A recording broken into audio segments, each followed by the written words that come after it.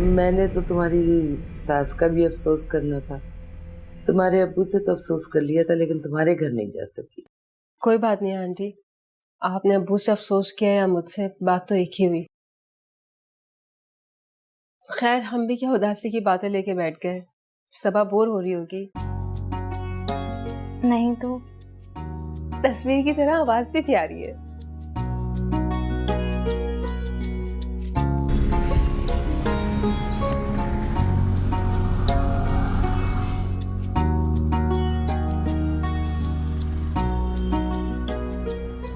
अब ये तो बताओ कि मेरी बीवी लगी कैसे तुम्हें?